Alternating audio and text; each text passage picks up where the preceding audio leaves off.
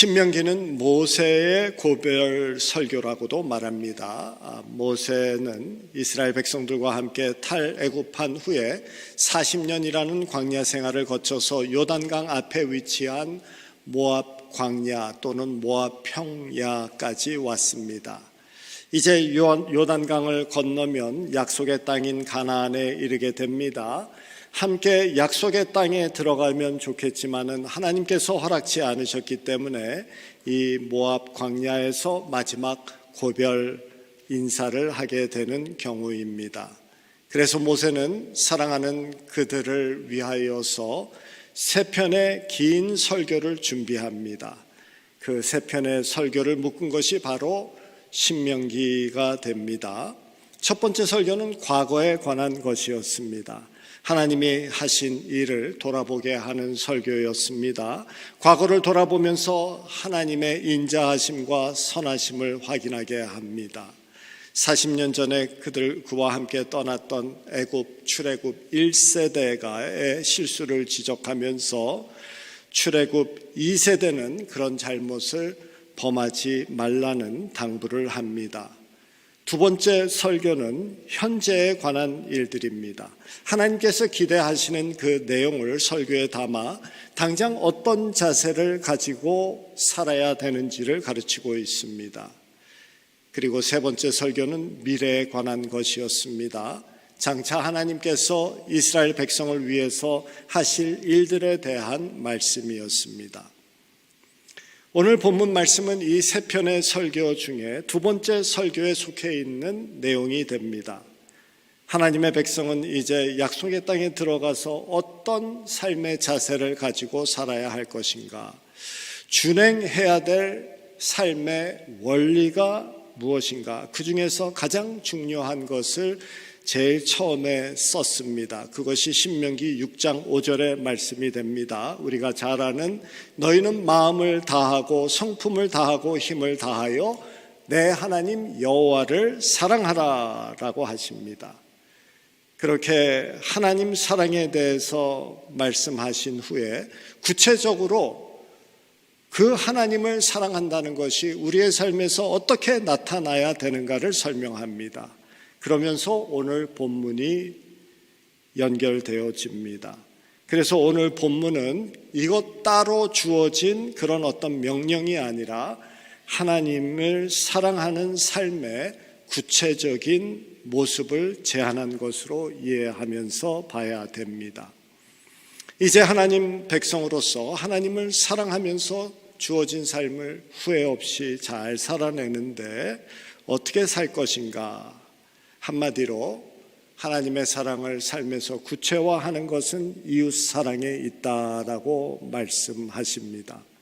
이웃 중에서도 특별히 어려움 가운데 있는 자들, 그들을 돌보라고 하십니다. 즉 하나님 사랑은 추상적이지 않다라는 말씀입니다. 하나님 사랑은 말로만 하는 것이 아니라 가슴만 뜨거워지는 것이 아니다라는 말씀이죠. 우리의 삶에서 행동으로 나타나야 된다라고 하십니다. 요한복음 마지막 장인 21장에 보면 부활하신 예수님께서 제자들에게 나타나신 이야기가 기록되어져 있습니다. 그런데 그곳 21장 1절에 보면은 예수님이 나타나셨을 때 제자들이 있던 곳이 디베랴 호수였다라고 지명을 적어 놓고 있습니다. 사실 디베랴 호수는 특별히 다른 호수가 아니라 갈릴리 호수의 한 부분입니다. 디베랴 도시에 접해 있는 호숫가를 말합니다. 그리고 디베랴 도시는 로마 황제 티베리우스의 이름을 따서 건설하고 명명한 도시가 됩니다. 그래서 그 도시의 별명은 황제의 도시였고 세속적인 가치관이 지배되었던 곳이며 세상의 욕망으로 가득 찬 도시였습니다. 그곳에 접해 있었던 그 갈릴리 호수 지역을 디베랴 호수라 했습니다. 제자들은 갈릴리 호수가 아닌 디베랴 호수에 있다라고 기록하고 있음은 예수님이 십자가에 돌아가신 후에 예수님은 따르는 삶을 포기하고 이제는 세속적인 가치관을 따라 살고 자기 욕망을 따라 살겠다는 제자들의 마음을 암시적으로 표현해 놓고 있는 것입니다. 베드로도 제자들과 함께 이 디베랴 호수에 있었습니다. 예수님께서 그에게 나타나십니다. 그리고 베드로에게 묻습니다. 요한의 아들 시몬아, 내가 이 사람들보다 나를 더 사랑하느냐? 예수님이 비교하는 이 사람들은 물론 욕망의 도시에서 자기 만족을 쫓아 살고 있는 자들이고 그들과 같은 삶을 추구하는 것보다 나를 더 사랑하느냐라는 질문이 되겠습니다. 이때 베드로는 부끄러운 마음으로 답합니다. 주님, 그러하나이다. 내가 주님을 사랑하는 줄 주께서 아시나이다. 그러셨을 때 예수님께서 또 말씀하시죠. 내 어린 양을 먹이라. 그렇게 나를 사랑하느냐는 질문을 3번 반복하시면서 예수님은 3번이나 부인했던 베드로를 회복시키십니다.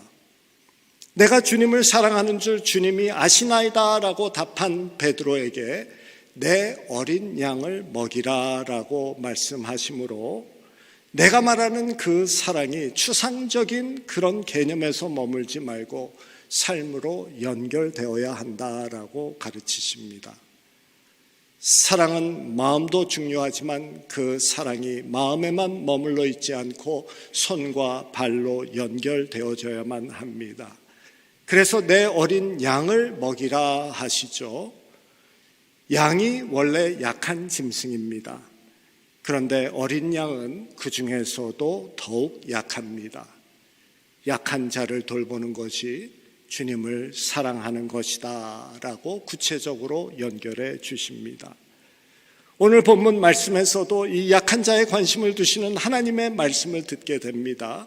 오늘 본문 말씀의 7절과 8절이죠. 내 하나님 여호와께서 내게 주신 땅 어느 성읍에서든지 가난한 자가 너와 함께 거주하거든 그 가난한 형제에게 내 마음을 완악하게 하지 말며 내 손을 움켜쥐지 말고 반드시 그 손을 그에게 펴서 그에게 필요한 대로 쓸 것을 넉넉히 구워 주라. 가난한 형제에게 마음을 완악하지 말고 손을 움켜쥐지 말라고 하십니다. 내 손을 펴서 그에게 필요한 대로 넉넉히 구워 주라라고 하십니다. 아니 어려운 사람이면은 줄 것이지 구워 줄 것이 또 뭡니까? 이 말씀의 배경을 고려하면은 구워 준다는 것은 사실 거저 주는 것과 같다라는 것을 알게 됩니다.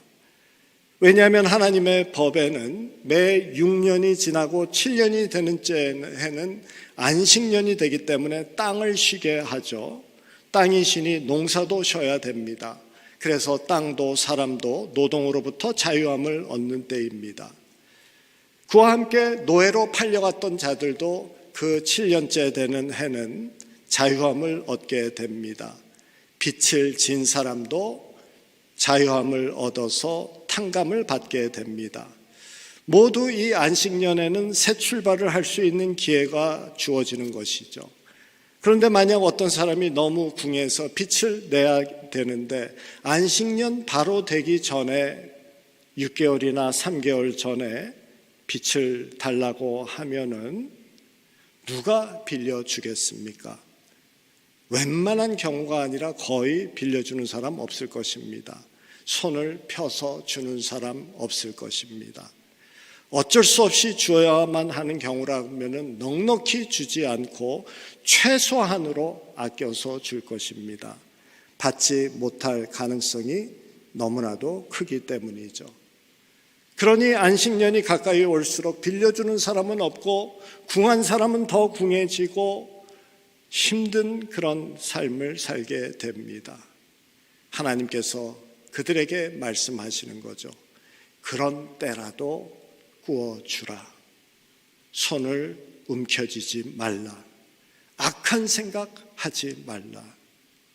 그래서 지금 하나님께서 말씀하시는 구워주라는 명령은 사실 나누라, 도우라, 거저주라라는 명령이라고 봐도 크게 다르지 않습니다. 그러면서 9절에서 이렇게 말씀하시죠. 너는 마음에 악한 생각을 품지 말라. 곧 이르기를 일곱째 해 면제년이 가까이 왔다 하고 내 궁핍한 형제를 악한 눈으로 바라보며 아무것도 주지 아니하면 그가 너를 여호와께 호소하리니 그것이 내게 죄가 되리라. 이 일로 가난한 형제가 하나님께 한탄하고 자기의 삶을 원망해하고 속상해한다면은 주기를 거절한 사람이 하나님께 죄를 범하는 것이다 라고 말씀합니다. 사실 죄는 나쁜 일을 행해서 범하는 적극적인 죄와 선한 일을 행하지 않아서 범하는 소극적인 죄가 있습니다. 빌려주기를 거부해서 죄를 범하지 말라라는 이 경고의 말씀으로 나눔을 이루라는 동기부여를 하십니다. 그런 후에 10절에서는 축복의 말씀으로 다시 동기부여를 하십니다. 너는 반드시 그에게 줄 것이요 줄 때에는 아끼는 마음을 품지 말 것이니라. 이로 말미암아 내 하나님 여호와께서 내게 하는 모든 일과 내 손이 닿는 모든 일에 내게 복을 주시리라. 손이 닿는 모든 일에 축복을 해주신다라는 약속입니다. 어려운 이웃을 돕는 그 손이 농사일에 닿게 되면 농사가 잘 되고, 그 손이 양떼를 키우는 일에 닿게 되면 양이 새끼를 많이 낳고, 그 손이 장사를 하면 손님이 많아지고, 그 손이 자식을 키우면 자식도 형통한다라는 이 약속을 해 주십니다. 사실 성경에는 이 물질에 대한 축복, 이것에 대한 약속이 그리 많지 않습니다. 그런데 물질의 축복을 약속하는 구절들을 보면은 한결같이 어려운 이웃에게 물질을 베푸는 자에게 약속하신 말씀입니다. 신명기 14장 29절에 너희 중에 분깃이나 기업이 없는 레위인이나 내 성중에 거류하는 객과 고아와 과부들이 와서 먹고 배부르게 하라. 그리하면 내 하나님 여호와께서 내 손으로 하는 범사에 내게 복을 주시리라. 또 신명기 24장 19절에는 내가 밭에서 곡식을 벨 때 그 한 묶음이 되죠. 한 묶음이 밭에 잊어버렸거든. 그러니까 이렇게 챙기고 가다가 하나가 떨어졌거나 아니면 그냥 두고 다른 것만 챙기고 온 경우입니다. 그러면은 다시 돌아가서 그것 챙기기 위해서 돌아가서 가져오지 말고 나그네와 고아와 과부를 위하여서 그냥 그곳에 두어라. 그래야하면 내 하나님 여호와께서 내 손으로 하는 모든 일에 복을 내리시리라. 내 손을 움켜쥐지 말라라는 말씀입니다. 아끼는 마음을 돕는 데 있어서는 아끼는 마음을 품지 말아야 될 것이다 라고 합니다. 그러면은 내 손으로 하는 모든 일에 복을 허락하신다라고 하십니다. 이것은 구약에 있는 말씀뿐만이 아니라 신약에서도 그렇게 말씀하십니다. 고린도후서 9장 7절과 8절입니다. 각각 그 마음에 정한 대로 할 것이요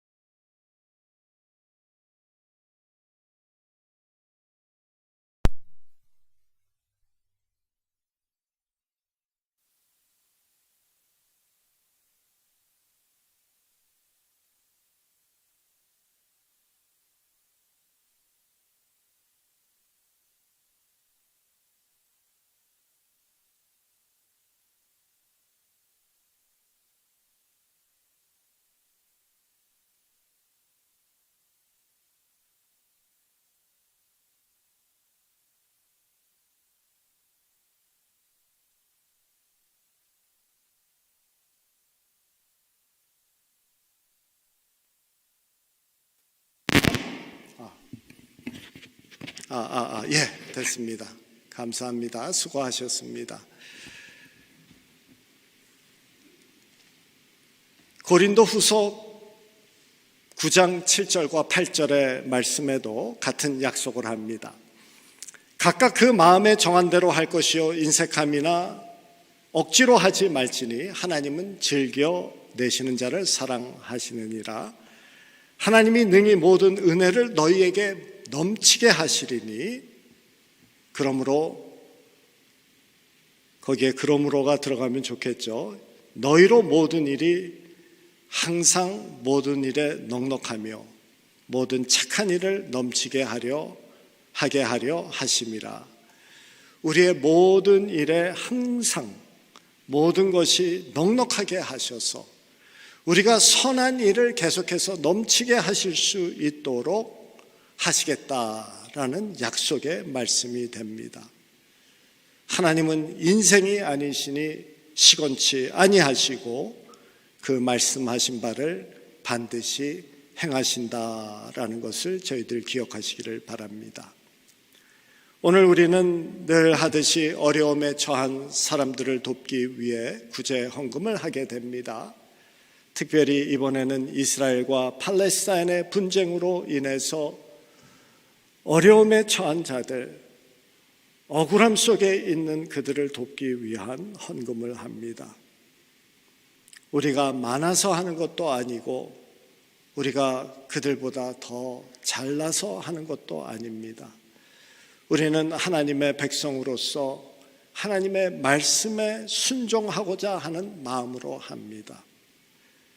우리는 이 구제헌금을 통해서 우리가 몸으로 가지 못하지만 물질에 우리의 간절한 마음과 기도를 담아서 그들을 찾아가며 위로하고자 하는 것입니다.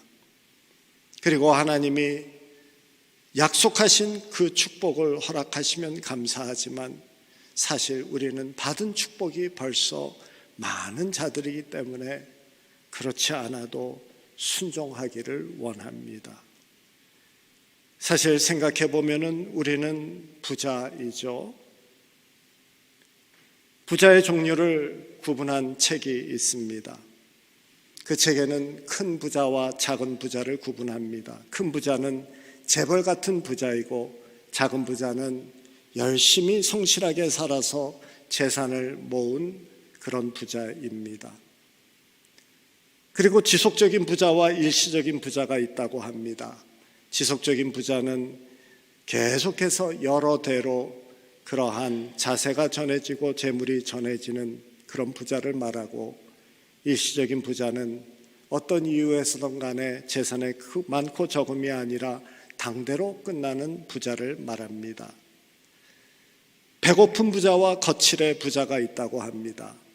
배고픈 부자는 많은 재산을 가지고 있어도 쓰기를 두려워하고 그저 재산을 모으는 것이 만족인 부자를 말합니다. 거칠의 부자는 자기의 부를 과시하며 인정받는 것이 목표인 부자입니다. 그래서 여러 가지 방법으로 자기 과시를 합니다. 좋은 부자와 나쁜 부자가 있습니다. 좋은 부자는 돈을 바르게 쓰고 좋은 일에 쓰는 부자를 말합니다. 나쁜 부자는 오로지 돈을 위해서 수단과 방법을 가리지 않습니다. 가정도 돌보지 않고 자기 자신도 돌보지 않고 오직 돈만 돌보는 부자를 말합니다. 그리고 마음의 부자가 있다고 합니다. 마음의 부자는 돈에 묶이지 않고 돈에 자유로운 사람을 말합니다.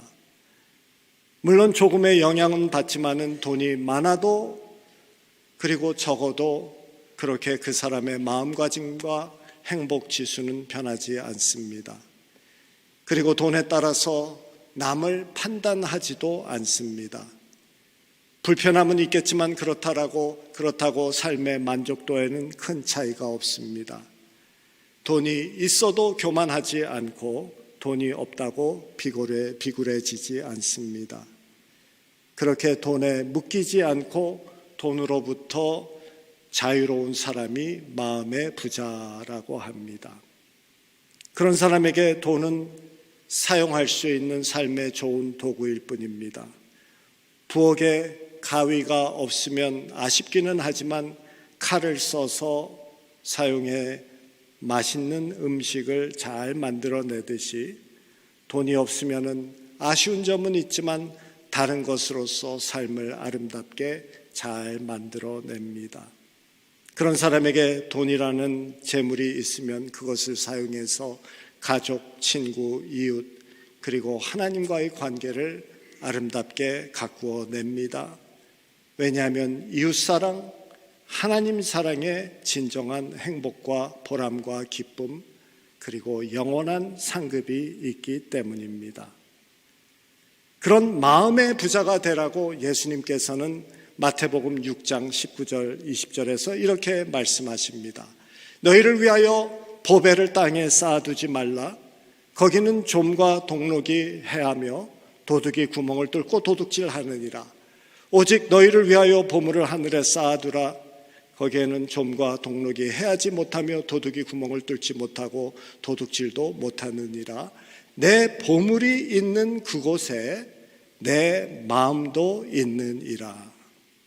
내 보물이 있는 그곳에 내 마음도 있느니다라는 이 말씀은 생각보다 어려운 말씀입니다. 우리는 흔히 너의 마음을 하늘에 두어서 재물을 하늘에 쌓아두는 삶을 살라라는 의미 정도로 이해를 합니다. 그러나 인간의 마음이 하늘에 있다 하더라도 우리는 재물을 하늘에 쌓지 못하는 자들입니다. 마음은 나누고 싶고 좋은 일 하고 싶고 가치 있게 쓰고 싶다라고 말하는 사람이 얼마나 많습니까? 그렇게 마음은 굴뚝 같아도 마음이 있는 곳에 재물을 쌓는 사람은 사실 많지 않습니다. 그 마음이 진실되지 못해서도 아닙니다. 인간은 마음대로 살지 못하는 존재이기 때문입니다.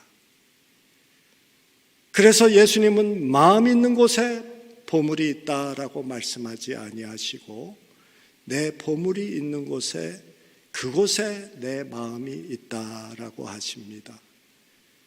재물이 있는 곳에 마음이 따라가게 된다라는 말씀입니다. 돈이 너희들의 마음을 바꾼다라는 경고의 말씀입니다. 그래서 이 말씀은 재물에 너희의 마음을 묶이지 않도록 조심하라라는 경고의 말씀이 되고, 즉 마음의 부자가 되어서 재물을 선한 일을 위하여서 사용하는 삶을 살라라는 말씀이겠습니다. 오늘 말씀을 마치도록 합니다. 오늘 말씀은 주위에 가난한 사람들을 돌보라고 하시고 손을 피라고 하십니다. 악한 마음을 품지 말라라고 하십니다. 선한 일을 행하지 않는 것이 하나님께 죄라고 하십니다. 오늘 우리는 지구 반대편에서 고통 가운데 있는 자들을 위해 구제 헌금을 드립니다. 주님의 뜻을 이루고 복음을 전하기 위함입니다. 그러기 위해서는 먼저 마음의 부자가 되어야 됩니다. 재물이라는 도구를 잘 사용해서 우리의 삶을 아름답게 가꾸어 내야 됩니다. 돈 때문에 삶이 지저분해지지 않고 삶이 무거워지지 않도록 우리의 영을 깨끗하게 가볍게 해야 됩니다. 돈 때문에 우리의 영이 가라앉아서는 안 됩니다. 선한 청지기로서 재물을 잘 사용해서 진정한 행복, 보람, 기쁨, 상급을 얻는 우리 모두 되기를 원합니다.